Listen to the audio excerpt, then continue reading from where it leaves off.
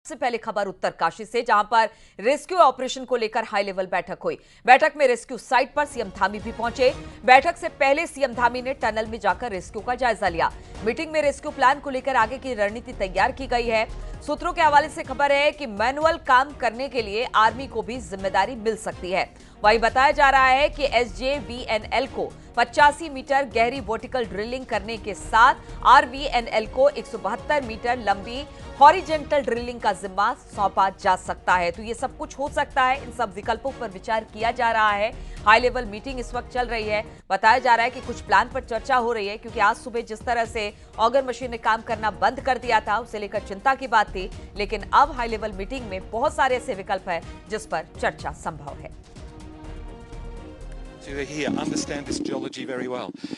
Every door that we're trying to open has its advantages and its disadvantages, but our mission is 41 men home safe and no one hurt in the process. And I am so proud to be involved in a mission with a government who puts the well-being of their rescue workers and the well-being of their people so highly. And please let me go to the meeting because I have to help. Sir, Yeah. Sir, vertical is fine or the best option? There is there is no best option. There's options.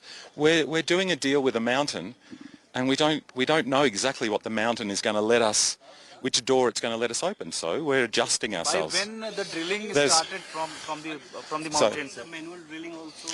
Could be, we're just exploring the options. There are multiple ways. It's not just one way. So that's why I'm saying to you, I'm sure, and it sounds really odd, everyone who's working here have such good intentions. They have every agency, every person, every organisation is here with a very full heart, making sure that the men come home.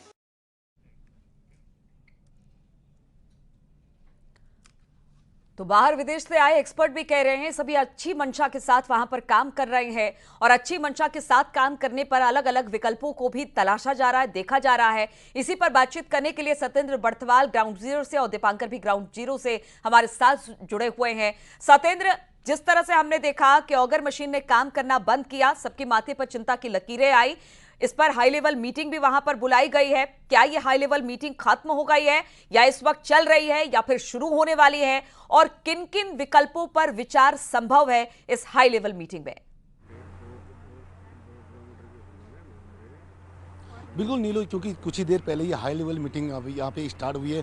खुद मुख्यमंत्री पुष्कर सिंह धामी यहाँ पहुँचे और वो यहाँ पे high level जो meeting है उसमें शामिल हैं। यहाँ पे जो सचिव उत्तराखंड हैं वो भी यहाँ पहुँचे हैं। साथ ही जो तमाम एजेंसियाँ हैं, तमाम एजेंसी के साथ बैठ के जो आर्मी, NDRF, SDRF के साथ जो UJVNL और जो यहाँ पे अलग अलग जो यहाँ पे एजेंसियाँ काम कर रही हैं, उन सब एजेंसियों के साथ मिलकर अभी ये हाई लेवल मीटिंग चली। क्योंकि कल शाम को जब ऑगर मशीन ने काम करना बंद कर दिया था, उसके बाद जो एक चिंता की रेखाएं बढ़ गई हैं, क्योंकि लगातार जो एक उम्मीद की जा रही थी कि जो ऑगर मशीन जब चल रही थी, एक उम्मीद दिखाई दे रही थी कि जल्द से जल्द जो रेस्क्यू अभियान पूरा होगा, क्योंकि मात्र 10 मीटर का ही एक छोटा सा पैच है जिसको पूरा होना है। लेकिन जिस तरीके से जो अमेरिकन ऑगर मशीन अब बंद हो गई है, उसके जो ब्लेड्स हैं वो बिल्कुल टूट गए हैं और उनको काटने में अभी करीब 1 से 2 दिन का समय बताया जा रहा है, और वहाँ पे कटिंग का काम भी शुरू हो गया है।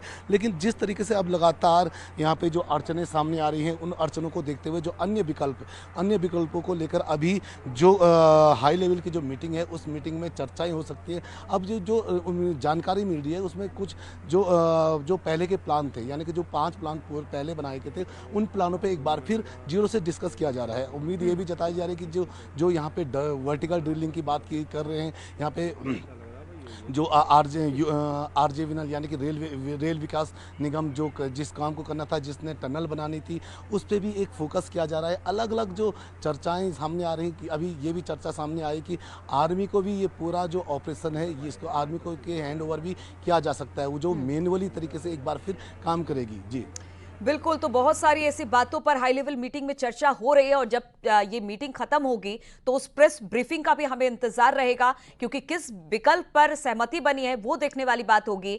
दीपांकर भट्ट टनल के दूसरी छोर से हमारे साथ इस वक्त जुड़े हुए हैं। दीपांकर, हर विकल्प पर अब बातचीत हो रही है। ऑगर मशीन के खराब होने के बाद हर विकल्प पर बातचीत हो रही है और जैसे ही हाई लेवल मीटिंग खत्म होगी ये पता चलेगा कि आखिर आगे का प्लान किस तरीके का है। लेकिन आप जिस तरफ टनल के दूसरी छोर पर खड़े हैं वहां पर भी कुछ हलचल दिखाई दे रही है, क्योंकि कहा यह जा रहा था कि एक विकल्प यह भी है कि टनल की दूसरी छोर से भी दाखिल हो सकते हैं। कुछ इस तरह की भी वहां पर व्यवस्था की जा रही थी। वहां पर क्या स्थिति है? बिल्कुल नीलू, हम यहां पर पहुंचे हैं जो बड़कोट साइड है टनल की। सिलक्यारा एक एंट्री पॉइंट और या एग्जिट पॉइंट है।